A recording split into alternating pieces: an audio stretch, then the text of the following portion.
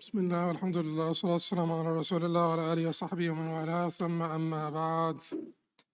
To proceed. So today inshallah is our last session before Ramadan. May Allah accept it from all of us.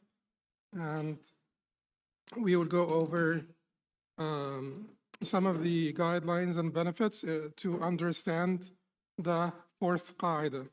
Fourth qaida is al-mashaqqa tajlib al-taysir. Al-mashaqqa, hardship, tajlib begets a taysir, facility. Hardship begets facility. So, of course, last time we talked about al-azima or rukhsa. We talked about the difference between the original unmitigated rulings, that's al-azima, and al-rukhsa, dispensations. And we said that the rukhsa dispensation is a ruling that was established in opposition to some evidence, because of an overriding dalil or evidence. Al-azima is the original unmitigated ruling. So the original ruling for salah is 4 rak'ahs for dhuhr. The rukhsa is 2 when you're traveling. This is the mitigated ruling, and the original is 4. Now, the second benefit that we want to discuss today is the definition of al-mashaqqa. When we say al-mashaqqa tajlib al-taysir, hardship begets facility, what do we mean by al-mashaqqa? What do we mean by hardship? Because your hardship is different from my hardship, and everybody's hardship is different. And also, you have to keep in mind that this deen is about taklif. Yes, taklif, the beauty of the word taklif is that it means 2 things.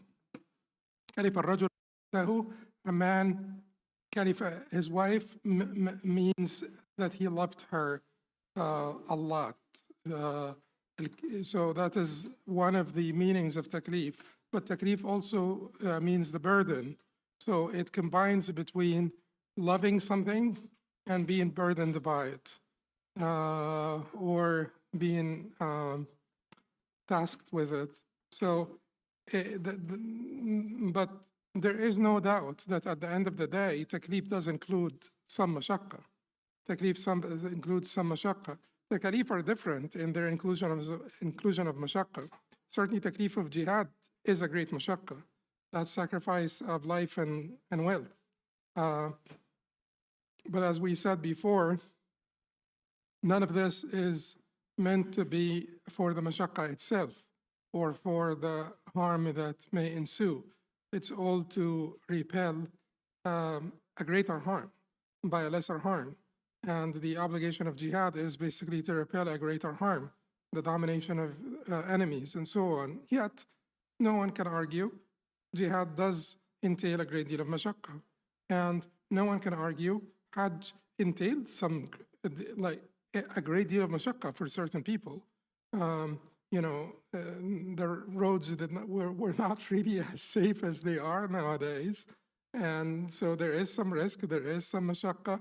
So to travel by camel or horse or mule from Morocco or from Indonesia, that was not very easy. So mashaqqa. And just simply to wake up for Salat al-Fajr, if you want to basically carry on with your sleep, and it's time to pray Fajr, and Shuruq is coming in, the time for Shuruq is coming in, and you leave your warm bed and you make wudu, particularly if it's cold water. In many of our countries, people use cold water. It's not the, hot and cold that you have all the time here. So all of that meant what? Mashaqqa. It's all about mashaqqa. So if we say al-mashaqqa tajlib al-taysir, hardship begets facility, or al-haraj marfu', haraj would mean what? Haraj would mean hardship at the end of the day. It would also be translated into hardship. Haraj, distress, I guess. Distress is removed. So what do we mean by removing it? What do we mean by facilitating every mashaqqa? That's why we do need to pay attention to the concept of mashaqqa and what it means. So Imam Ibn Qudama in his book Al-Mughni, Al-Mughni is a book on comparative fiqh by Imam Ibn Qudama rahimahullah, who wrote several books on fiqh, Al-Umda, Al-Kafi, Al-Muqna, al-Umda, al-Muqna, al-Kafi, al-Mughni. These are 4 different books. Al-Mughni is the most comprehensive and expensive of his books, and it is a comparative fiqh book. And it's actually one of our greatest comparative fiqh books in our entire history. Until, recently we started to have al-Mawsu'at, the encyclopedias and so on. This was one of a kind. Like al-Majmu' by Imam al-Nawawi also is a comparative fiqh book, but the advantage of al-Umda of al-Mughni over al-Majmu' is that Imam ibn Qudama did finish the book. And Imam al-Nawawi didn't finish al-Majmu', but Imam ibn Qudama finished al-Mughni. Anyway, so in that book, al-Mughni, I will read the statement of Imam ibn Qudama because it is important. He says, some of the Salaf reportedly permitted breaking the fast for any illness. Some of the Salaf have reportedly permitted breaking the fast for any illness. What does that mean? Toothache, yes. Like a little sore on your finger, yes. They consider that an illness, any illness. Because Allah speaks about marad, speaks about illness. And Allah did not qualify the marad in the Quran. Therefore, they said any illness would allow you to break your fast. So he said that we will, he will not agree with this. But he will mention that their argument is the generality of the verse. And if you guys say the traveler and the sick, and you don't qualify the traveler, why are you qualifying the sick? That's the argument of the people who say any sickness would allow for breaking the fast. So he says, we don't agree with this. Our stance is that the person who witnesses the month of Ramadan and fasting does not harm him, then it remains obligatory for them to fast. And he says that this is, just like traveling is qualified by the distance, but the distance itself was not mentioned in the Quran or clearly communicated in the Sunnah. But anyway, but he says, just as traveling is qualified by the distance, harm is disease, sickness, illness is qualified by that which causes harm if you fast. Not every illness, not every toothache or sore on the finger. So then he says that, traveling also is qualified, but he wants to point out one thing, that traveling is different from sickness. Travel and sickness are different from each other. So travel is basically, travel is assessed based on a presumption, a madhinna, presumption of hardship. Presumption of hardship, that's basically because the underlying reason, which is hikmah itself, cannot directly be considered, directly. The travel is permitted, to break your fast during travel is permitted because of what? The madhinna, which is the presumption of what? Of mashaqqa, of hardship. So why did we not say hardship instead of travel? Because hardship is the hikmah, not the illah. And hikmah means the wisdom, the ultimate wisdom, not the illah, not the effective cause. The effective cause is the manat, is basically the legal rationale behind a particular ruling. It's called the effective cause. This effective cause has to be measurable, has to be mundabit, has to be measurable, and not ambiguous, so that you tie the ruling to it. But if you tie the ruling to a hikmah, to a wisdom, and the hikmah could be ambiguous, like mashaqqa, hardship. What is mashaqqa? Your mashaqqa is different from my mashaqqa.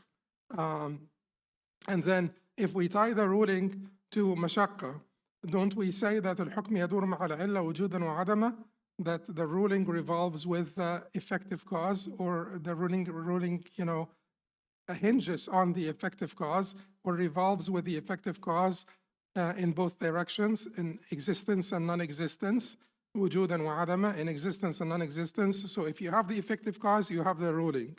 And that's the beauty of Sharia when you understand it.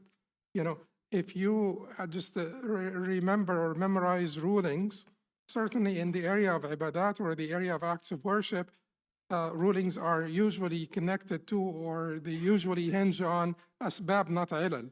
sabab means effective cause, also like illa, but they differentiate between sabab and illa by sabab being incomprehensible, illa being comprehensible. So in the area of ibadat, we don't know why Allah wants to be worshipped 5 times a day at these particular times, and He wants Dhuhr to be 4 and this and this and that. So we don't know exactly. There is no comprehensible cause. But when it comes to prohibition of intoxication, prohibition of wine, prohibition of usury, we know the illa is comprehensible. That's why we call it illa, a legal rationale, a legal reason. So anyway, the illa, because this is pertinent to this discussion, the illa, which is mostly in the area of mu'amalat, is the effective cause. Effective cause means that the hukm or the ruling hinges on it. If the illa is there, the hukm is there. If the illa is not there, the hukm is not there. So if you memorize the rulings, the individual rulings without understanding the manatat or the legal rationale behind these effective rulings, you basically will be missing out on so much fiqh, and it would be impossible for you to have the faculty to exercise qiyas, for instance, analogical reasoning and things of that nature, and to have ijtihad and to apply the rulings to different scenarios and different circumstances. With a change of times and change of places, you can have different circumstances. So you have to always be sensitive to the manatat. The manatat are different from al-hikam because al-hikam are very transcendent and abstract and sometimes unmeasurable.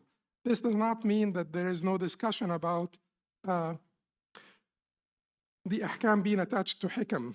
And sometimes you will have to balance between attaching the hukm to the illa and attaching the hukm to the hikmah, attaching the hukm to the immediate effective cause, travel, versus attaching the hukm to the hikmah, the wisdom, the mashaqqa, the hardship. Sometimes you have to be balanced, because if you attach the hukm, the ruling, to the hikmah, to the wisdom, you may be you may become misguided, or you may have loose applications of that hikmah, because as we said, غير منضبطة. The hikmah here is غير منضبطة. It's unmeasurable. There is some degree of ambiguity here, because mashaqqa means, it's like a not very mundabit, whereas travel is more mundabit. Travel is more measurable. You're traveling, or despite the fact that they disagreed on the distance, but at the end of the day, if you're going to be in your neighborhood, you're not traveling by any means. Everybody recognizes this. So, so then he speaks about, that in the case of travel, we're attaching the ruling to the illah, which is travel, and that's the immediate effective cause, because it's madhinnat al-mashaqqa, because there is a presumption of hardship involved in travel. However, when it comes to disease, he says it's different. He says, because when it comes to disease, he says, slight hardship does not justify a concession, and severe hardship has no clear standard in itself. Thus, it was assessed based on its presumption. That's for travel, which is long distance travel, and the ruling is linked to that presumption, both in existence and absence. As for sickness, there is no fixed standard, for illnesses vary. Some make fasting harmful, while others have no effect, such as toothache, a cut on the finger, a minor boil or ulcer, scabies, and similar illnesses. Therefore, illness was not deemed a sufficient standard. Instead, the underlying reason, fear of harm, was considered, and thus the ruling is based on that.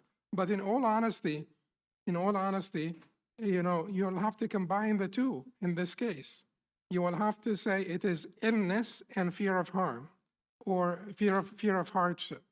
Because if you say it's only hardship, then you will be saying that everybody who may encounter hardship, like a laborer on a hot day, for instance, that there will be a rukhsa for them or a dispensation for them to break their fast. Although that may be considered, by the way, a laborer on a hot day. But mashaqqa in general, everyone who says that it is hard on me, fasting is hard on me, they will be able to use it if we don't say it's illness plus the fear of harm. So we're combining the two here. We're combining the two, illness plus the fear of harm. Whereas in travel, we just said travel. Clear? Yeah. If someone had to take medication and then not taking the medication would cause them harm, then yes, then they have the concession to their fast. Keep in mind, some of the righteous predecessors said any illness would give you the concession. We're talking here about the authorized view. The authorized view is that illness, there has to be fear of harm as well. But fear of harm does not mean that you will lose your life. Fear of harm means that there will be a difficulty beyond what is expected in an act of worship. And that's what we will come to shortly when we try to further define the difficulty that will warrant concession. So I said here, you may have noticed that the difficulty of defining mashaqqa. Precisely, he said that there is no standard for severe mashaqqa. There is no clear-cut standard. So then I said that despite the fact that there is a great difficulty in defining mashaqqa, the scholars really went to work to figure this out. It doesn't mean that all of them had good definitions. It doesn't mean that, that this discussion, this discussion was done justice throughout our legal heritage. I think that nowadays people are paying more attention to trying to figure out what is it that would basically constitute a mashaqqa that warrants the concessions or dispensations. But at any rate, we'll try to figure out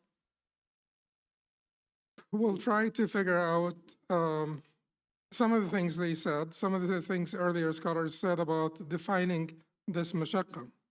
Because like I said, if you don't define the mashaqqa correctly, then the legal rulings may be deserted and abandoned because everybody will think that it's too hard.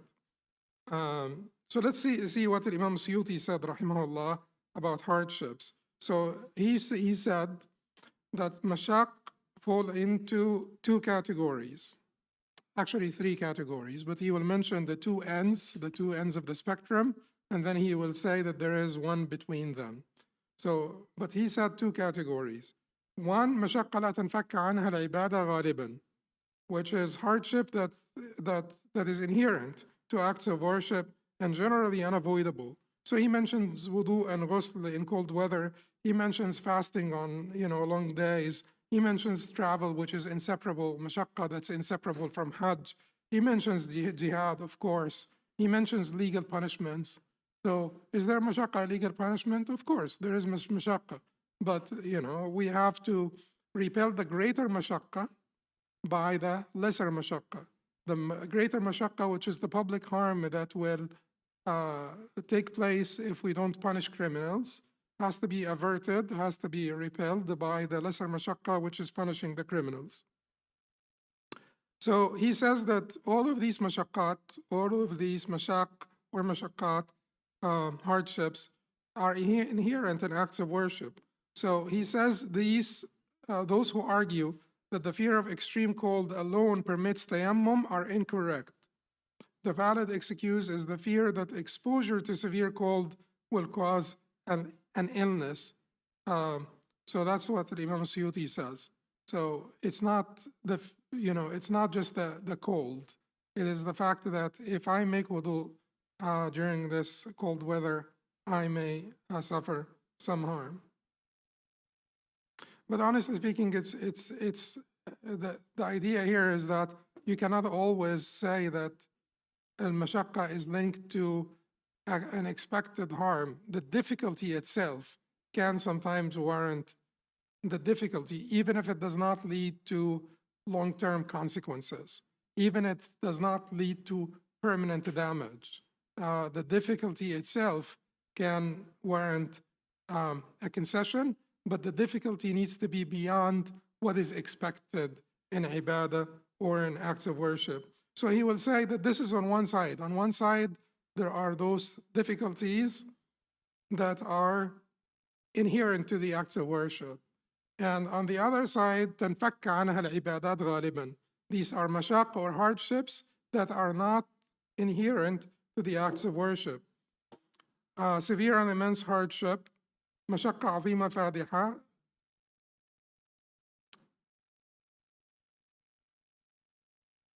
Okay, so he actually made the classification, I said that they should be three, but he made the classification different.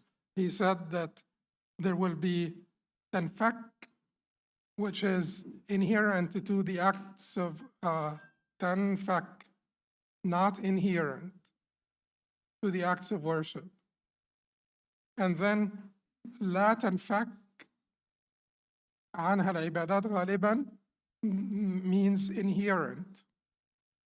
You cannot separate, you cannot separate the ibadah from the mashaqqa. The mashaqqa and the ibadah are basically intertwined. You can't separate them. So he says, لا تنفك عنها العبادة غالبا. No one in his right mind will say that this mashaqqa would warrant concessions. This is out of the discussion because every ibadah includes some degree of mashaqqa. So no one will, tanfak, he will divide this into three categories. So not inherent to the act of worship, he will divide this into three categories. A great mashaqqa, a very light mashaqqa, and one in the middle between them. One in the middle between them. So the great mashaqqa, he says, mashaqqa azima fadiha, he will say, such as the risk of harm to life, limbs, or essential bodily functions. These undoubtedly necessitate concessions and dispensations, as preserving life and bodily integrity to maintain religious obligations takes precedence over jeopardizing them for the sake of a single act of worship. So to preserve your life and the integrity of your body, the integrity of your property also, for the worship of Allah, to use your body, to use your life for the worship of Allah in general would take precedence over sacrificing this for a single act of worship. So worship is still your function in life, your purpose in life, and the main concern here is to be a good abid lillah, or worshiper of God. And then he says about the second one, which is the minor and insignificant hardship, such as pain in a finger, mild headache, minor discomfort in one's temperament, mizaj, you become moody in Ramadan, for instance, or something like this. These have no legal bearing, as the fulfillment of religious obligations takes precedence over avoiding such negligible inconveniences. The third is مشقة متوسطة بين هاتين المرتبتين, is a hardship that falls between these two. And that is going to be still difficult to identify or define clearly, and there will be some degree of subjectivity. And the thing is, at the end of the day, people will have to content themselves with some degree of subjectivity in religious obligations. There has to be room for the individual, al-mukallaf, the individual mukallaf, the legally responsible individual who is aqil, to exercise some judgment and to have like a real relationship between them and Allah subhanahu wa ta'ala, and to watch over themselves. You can't tell people what to do. You can't tell people exactly, you can't judge people's circumstances and give them a definitive answer all the time. There is a degree of subjectivity in judging, and the individual mukallaf will have to sort things out, and we will have to basically watch, be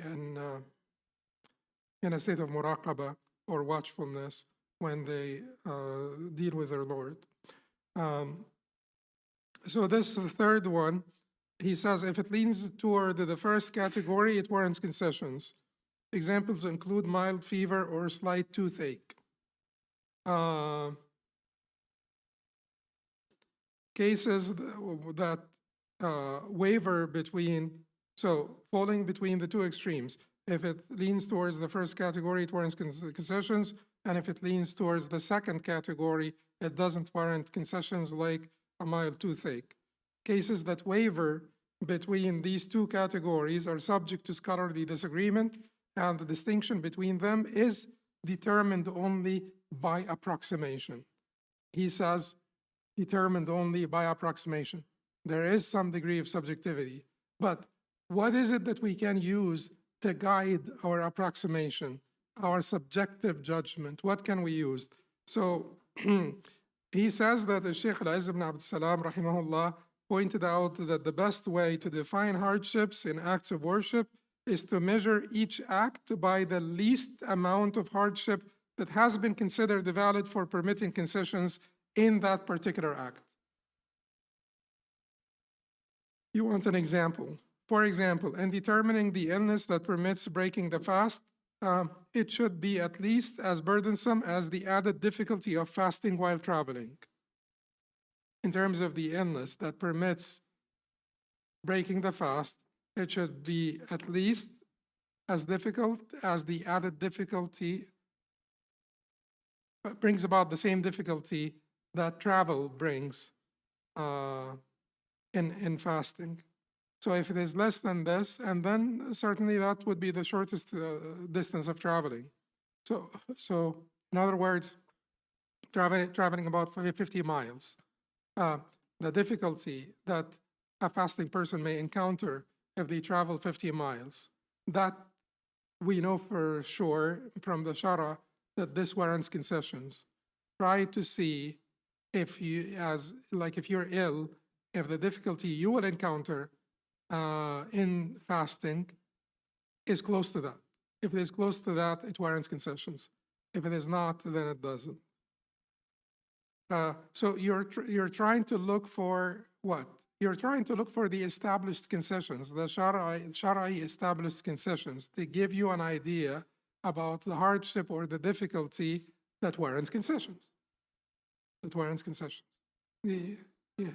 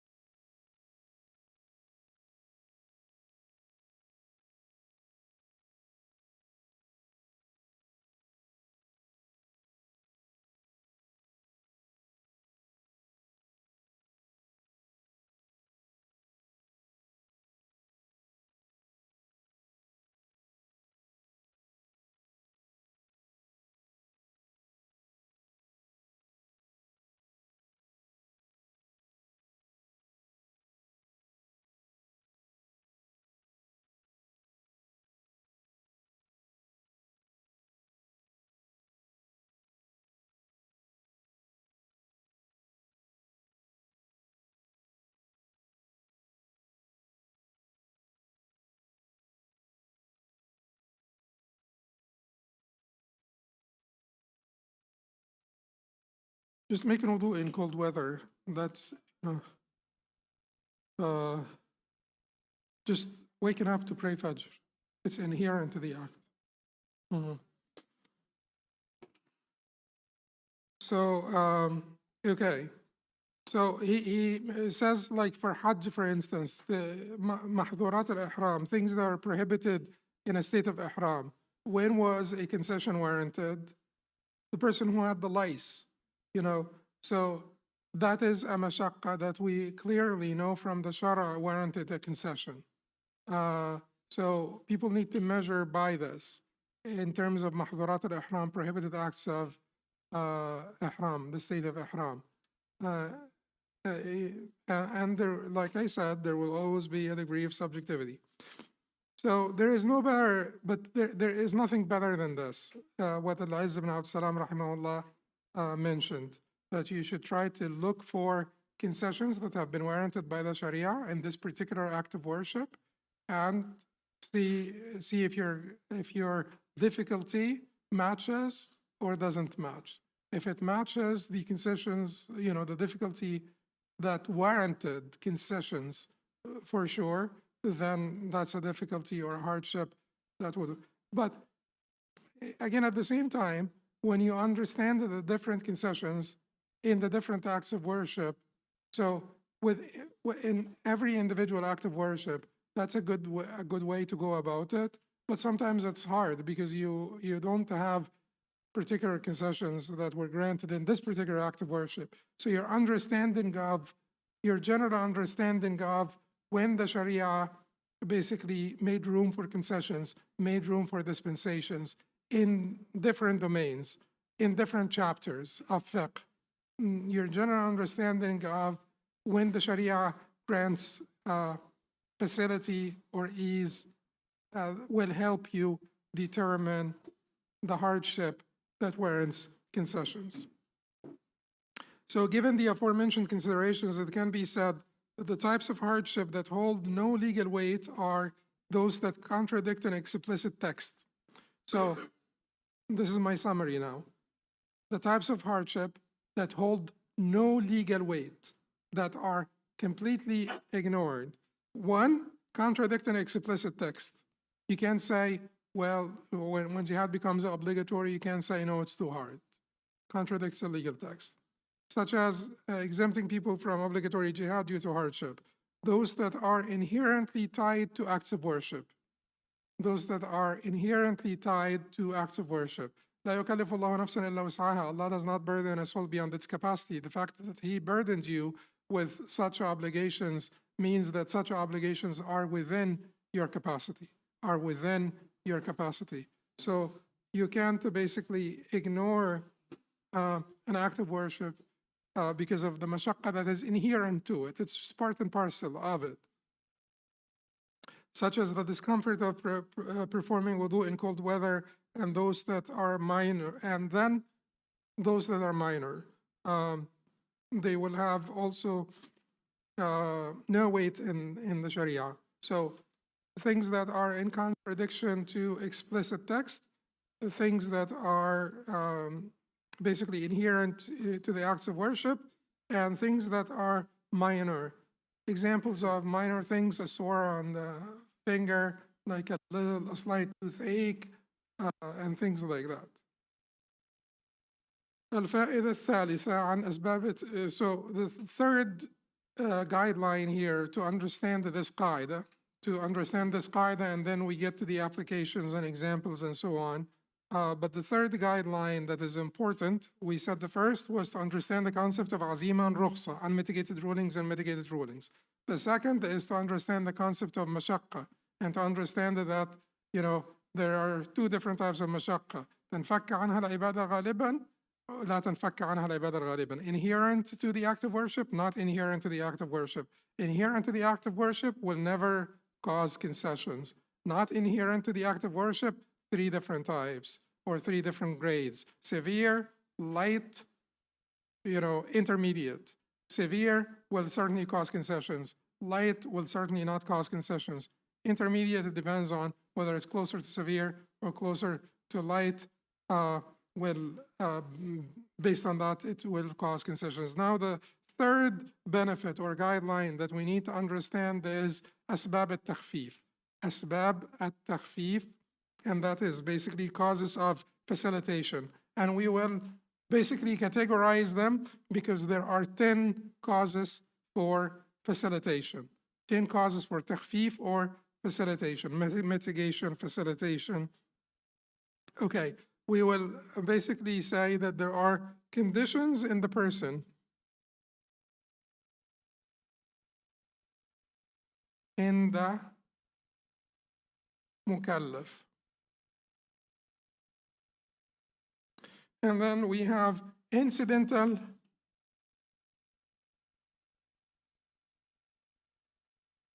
factors. And then we will have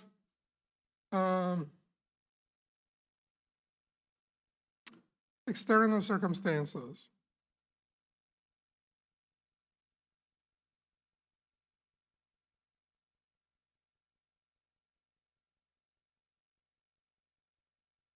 And then we will have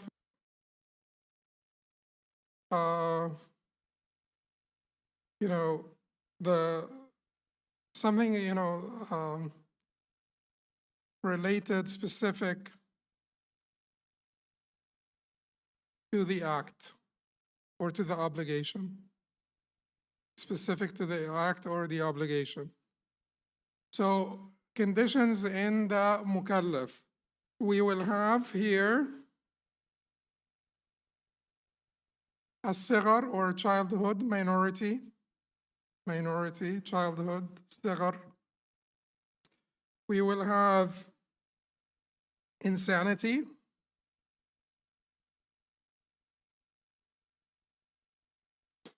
A minority of scholars added femininity to this because women have some mitigations, so they are not required to pray Jama'ah and so on.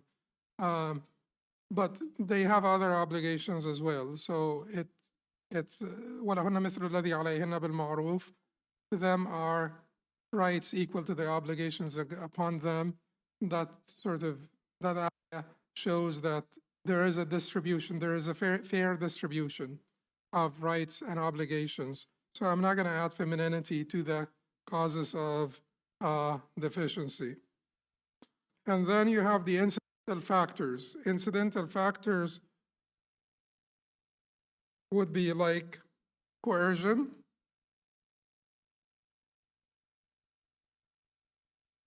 ikrah, ignorance, jahl, forgetfulness,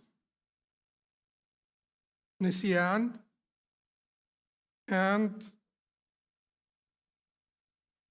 error, mistakes. And then you have things that are circumstantial, travel, illness.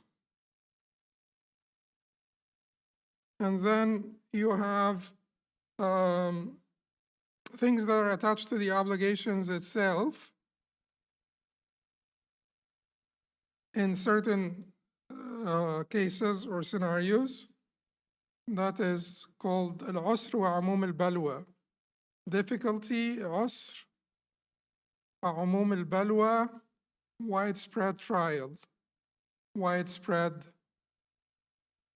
trial. Umum al-balwa. Okay, so these are how many now? 1, 2, 3, 4, 5, 6, 7, 8, 9, 10. Okay, we can converge these into like 7. We can converge these into 7. And then we can add, because difficulty and widespread, we can call this 1, for instance, not 2. And then we can add 3 more. Litterar is necessity. You may say that we do have difficulty, but litterar is, different from widespread trial. And we will explain it when we come to darurat tubih al-mahdhurat, where necessities permit prohibitions. And then we will have one that is specific to our conditions here, which is targhib fil Islam. Targhib fil Islam, that is encouragement towards Islam. to encourage people to become Muslim. For instance, in the Hanbali madhab, to encourage people to become Muslim, if someone apostatized and then their father died, and before they divided the inheritance, they came back to Islam, we will say that we'll give them their share because they came back. Even though when their father died, they were apostates. So technically speaking, legally speaking, they wouldn't have deserved anything. But to motivate them to come back, we will say before the division of the inheritance, if they come back, we will give them their share. So that's encouragement towards Islam, motivating people to become Muslim, or a targhib for Islam. And the last one that I added is al-waswasa. Waswasa. So basically OCD, obsessiveness. People who are obsessive, they will have mitigated rulings. People who are obsessive, they will have mitigated rulings to remove the hardship of their obsessiveness. So these are going to be 10 different types of asbab al-takhfif, causes of facilitation. Causes of facilitation, 10 different types. Let us go over sabab al-awwal, which is al-ittirar. Al-ittirar, or necessity, is the most common one, most widely known cause of alleviation or facilitation, alleviation or facilitation. وَقَدْ فَصَّلَ لَكُمْ مَا حَرَّمَ عَلَيْكُمْ إِلَّا مَا اضْطُرِرْتُمْ إِلَيْهِ. And he had already explained to you in detail what he has forbidden to you, except when compelled by necessity. إِلَّا مَا اضْطُرِرْتُمْ إِلَيْهِ, except when compelled by necessity.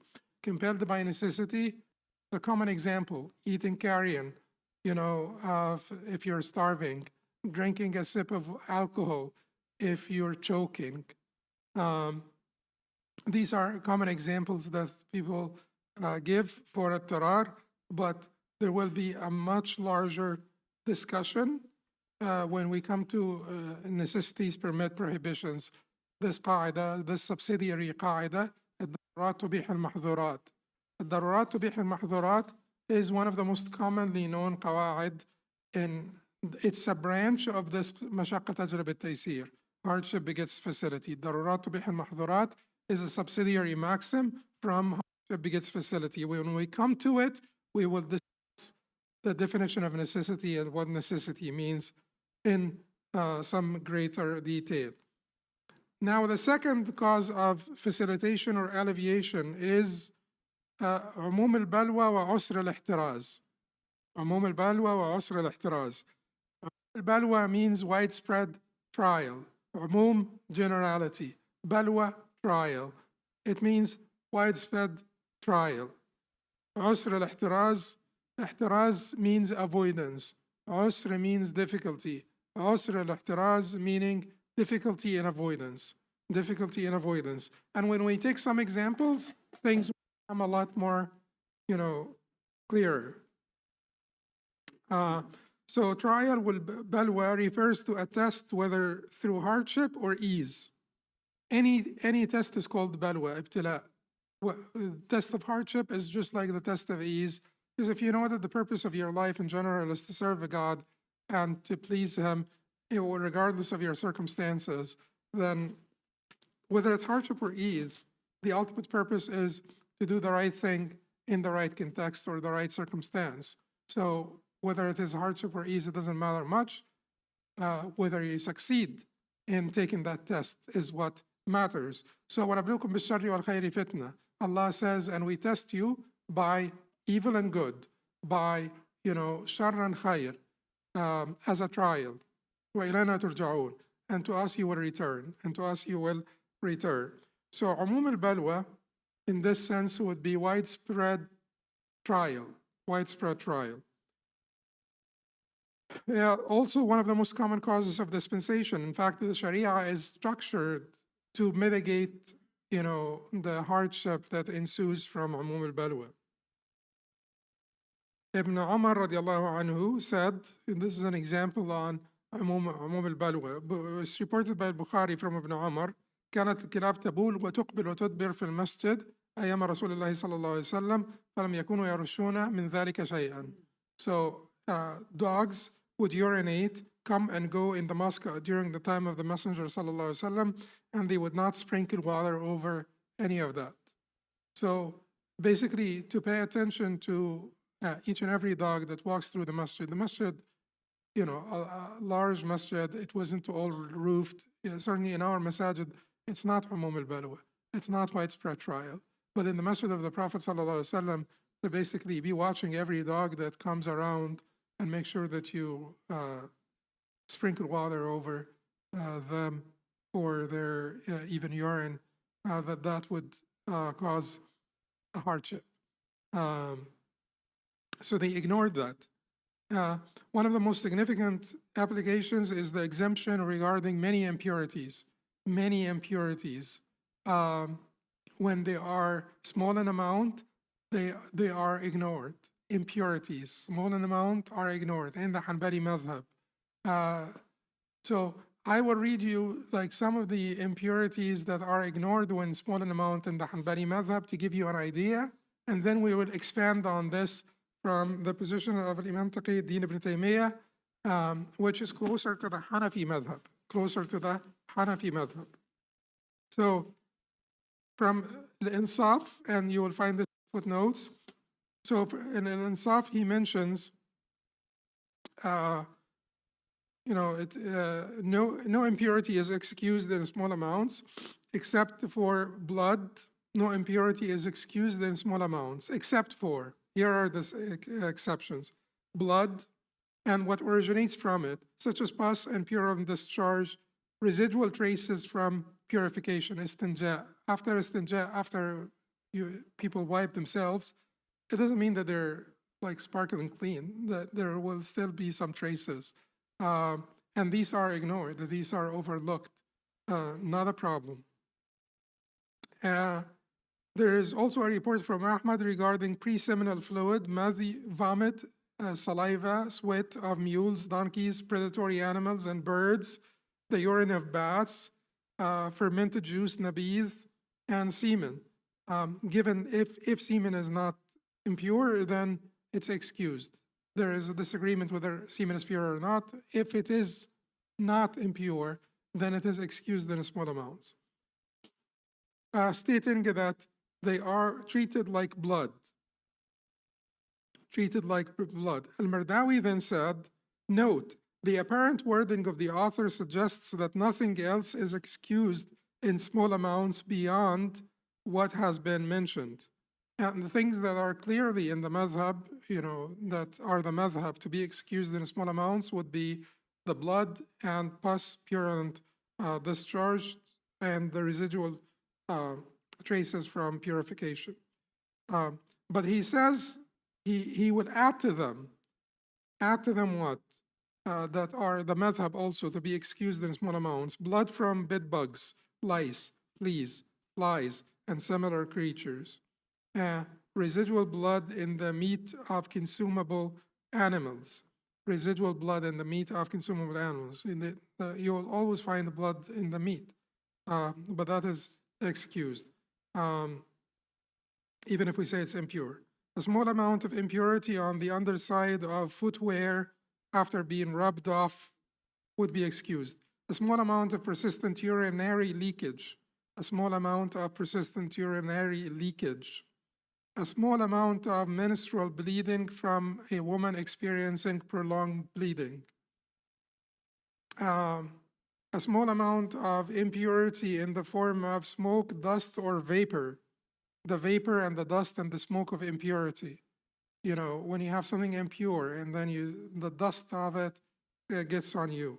That is also exempted in small amounts. Exempted in small amounts.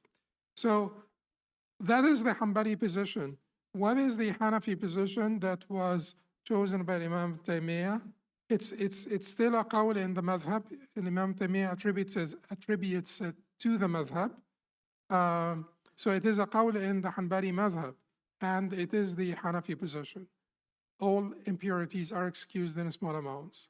all impurities are excused in small amounts. So the Hanafis have their way of distinction here, and they say that, severe impurity, light impurity. So severe impurity will be like a, you know, uh, maybe this, this big. And they measured it by coins. But anyway, it may be this big. But when it comes to light impurities, they say 1/4 of your garment. If there's more than 1/4 of the garment, then it's a problem. If it's less than 1/4 for light impurities. But that's their way. I mean, this is their mufradat al-madhhab, peculiarities of their madhhab. The other scholars are not in agreement. What we go by here in Hanbali madhhab, ما لا يفحش في النفس غالبا. It is not considered repulsive. So small amount of impurity is not repulsive. It is a matter that is determined by customs. It's a matter that is determined by urf, by customs. This is a lot, this is not a lot. And if it is a lot, it usually causes repulsion or repulsiveness. So Imam Taqiyuddin ibn Taymiyyah said small amounts of impurity are excused, period. All of them, even including mouse droppings and the like, whether in food or not, all excused. This is an opinion, he says, within the Hanbali madhab. If the impurity of street mud were confirmed, a small amount of it would still be excused due to the difficulty of avoiding, عسر الاحتراز, difficulty of avoiding, as mentioned by our fellows. And he then says, وإذا قلنا يعفى عن يسير النبيذ المختلف فيه لأجل الخلاف فالخلاف في الكلب أظهر وأقوى. And if we say that a small amount of nabidh, fermented beverages, over which there is scholarly disagreement, is excused due to the existence of differing opinions, then the difference of opinion regarding the impurity of dogs is even more evident and stronger. So he's saying to his Hanbali fellows, if we basically show courtesy to the Hanafis who say that nabidh is not impure, fermented beverages are not impure, we should show the same courtesy to the Malikis who say that dogs are not impure. And based on this, if we say that a small amount of nabidh would not be impure because the Hanafis disagreed, we should say that the impurity of dogs, small amount of dog impurity, should be excused as well because the Malikis disagreed. That's the point. So, in general, I actually wrote, I wrote a fatwa came to Majma' Fuqaha Sharia, and I wrote a response, but it was not published because they felt it was too detailed and people would not read the whole thing and stuff like this. But anyway, I can share it with you. It's about dogs, the impurity of dogs, and particularly for taxi drivers who don't like to take guide dogs. So this question came to us from an organization by our brothers who are blind. So I don't remember the name of the organization now. It's an organization by Muslim brothers who are blind, and they were saying that the Muslim taxi drivers, are not willing to take them with dogs, the guide dog, and that sort of causes difficulty to them and stuff like that. So I wrote a long response to say it's not a big deal, just for God's sake, it's not such a big deal. The dogs in general, which part of the dog is and that is not according to all, but it is the saliva. So then if the dog licks something, what is it that you need to keep pure to begin with? Do you need to keep the whole world pure?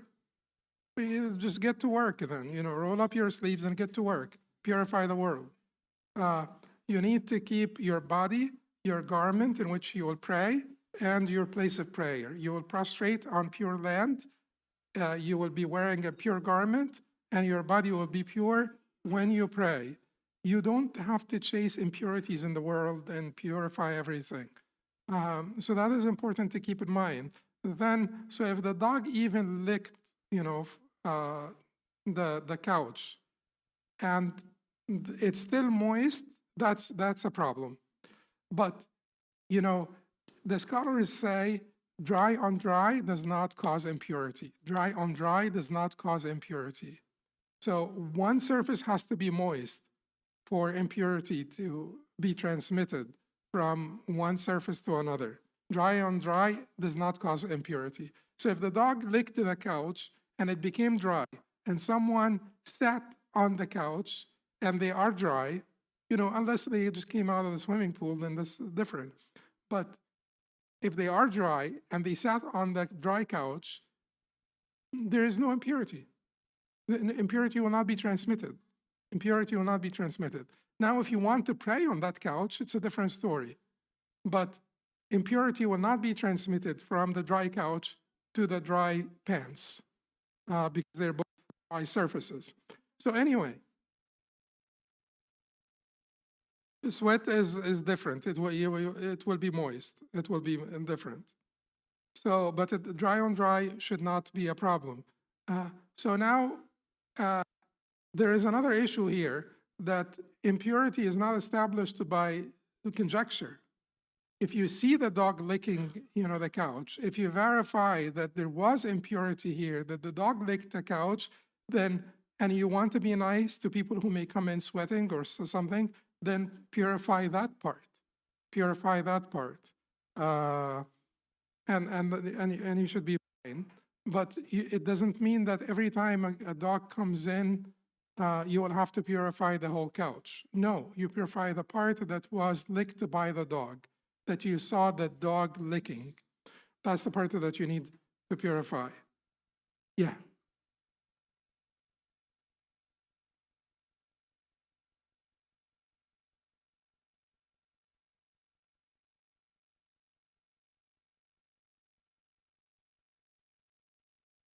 You rub off the shoes in, you rub them off like this, and you pray.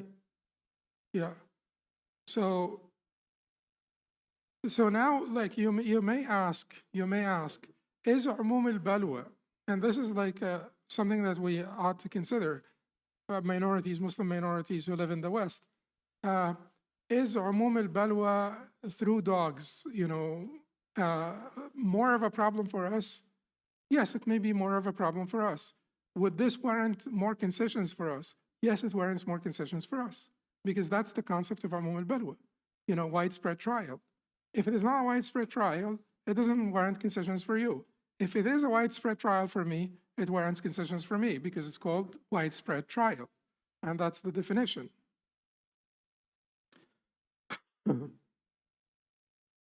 Which would mean what? It does not mean that we will violate the established by consensus rulings of the Sharia, but it means that we will use the concessions and the alleviations, we will use the lighter positions in the different madhahib to alleviate the hardship or the difficulty or the widespread trial. Anyway, so that is when it comes to impurities. And as we said, that it seems that the Hanafi position, which was chosen by Imam Taqiyuddin ibn Taymiyyah, seems to be the stronger position. There is no reason to specify certain impurities versus others, and we'll just say, al-yasir yu'fa anhu. Small amounts are exempted. Other examples would be leniency with su'r al-hirra wa ma dunaha fi al-khilqa. So leftover liquid, after a hirra, a cat drinks, the leftover liquid is basically exempt. And why is this? The Prophet ﷺ said, He said, إنها من الطوافات عليكم, من الطوافين عليكم والطوافات. That cats are among those creatures that come around you often. That's what it means, tawafin. So it's like tawaf. Tawaf and Kaaba, tawafin. So cats are around you often. Cats are around you often. So leniency has to be shown? Yes, because they are around us often. They are around us often. So when a cat, even if this cat eats mice and then drinks, or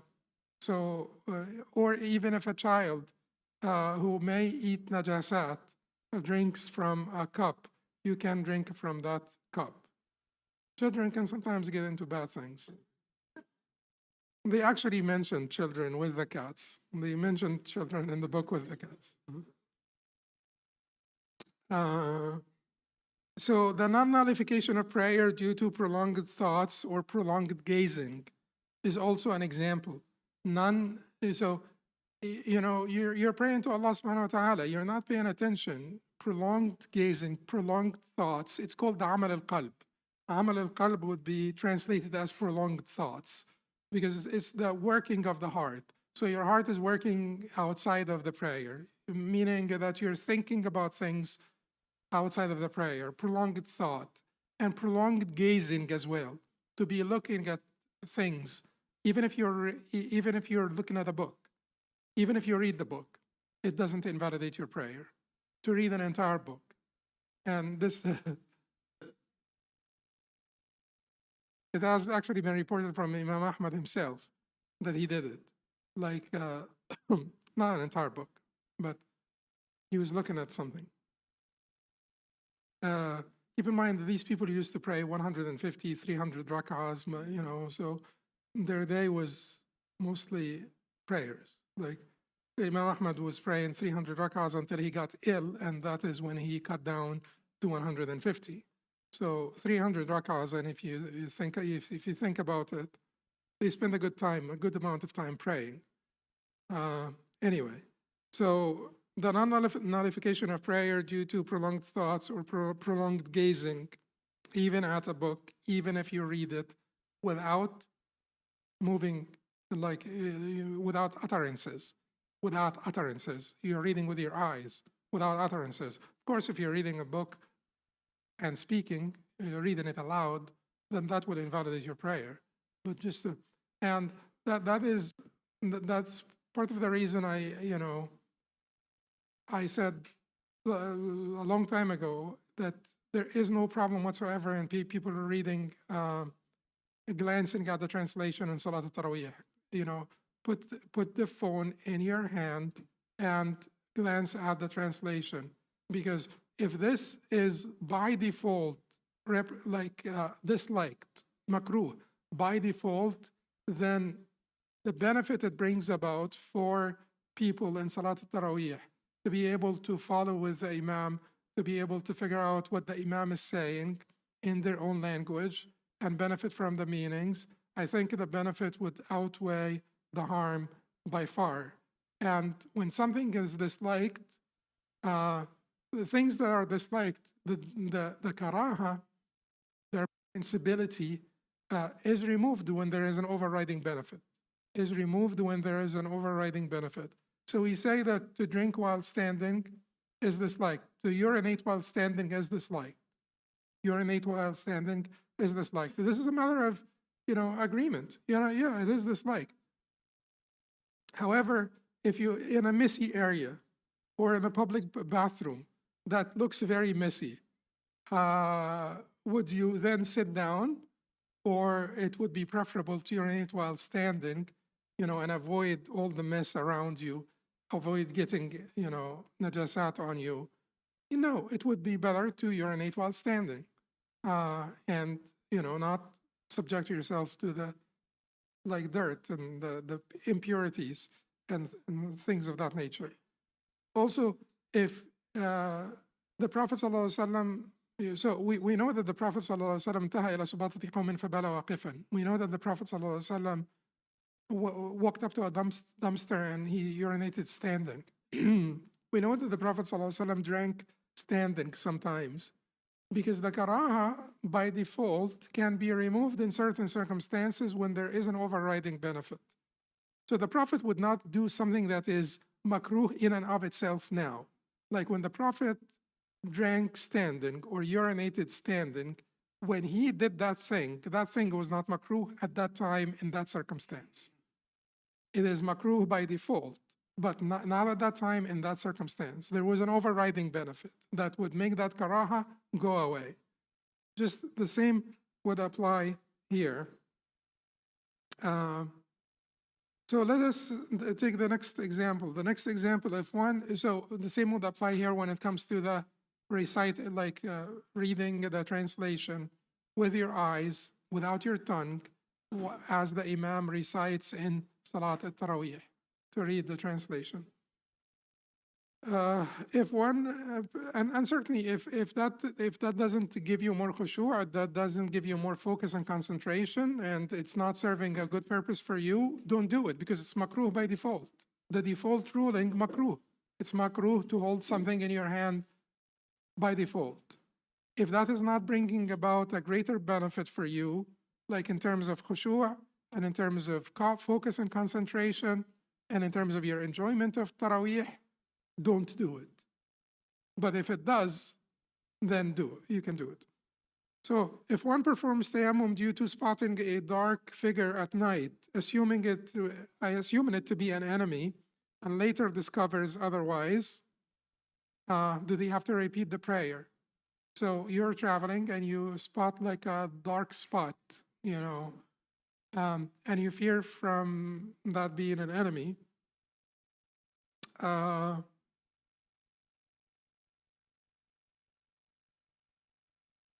So you know that there is a well nearby that you can walk up to make wudu, but you're afraid of moving. And then you make tayammum, and then you pray. Will you have to repeat the prayer afterwards? No, you will not. Why? Because there is umum al-balwa here. Travel during the night is a widespread trial, fear during that travel, night travel. Fear was a widespread trial during night travel for them. For us, maybe it's different. It's not a widespread trial, to travel at night. But for them, it was a widespread trial, fear during night travel.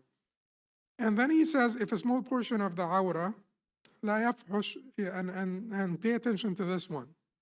This is an example where we will show you that the 5 Qawaaid Fiqhiyya, comprehensive legal maxims, can apply to one example.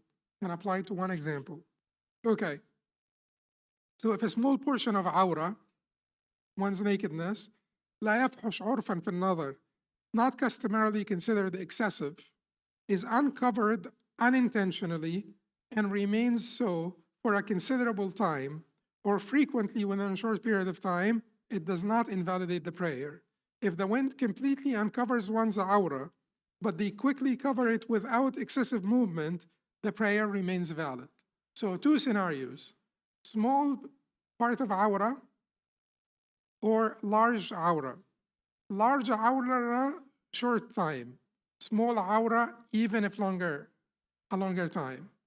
They both would not invalidate the prayer, because we know that one of the conditions of validity of the prayer is satr al-awra, is to cover one's nakedness. What if the wind removes and you quickly, cover yourself? That's fine. What if it is not quick?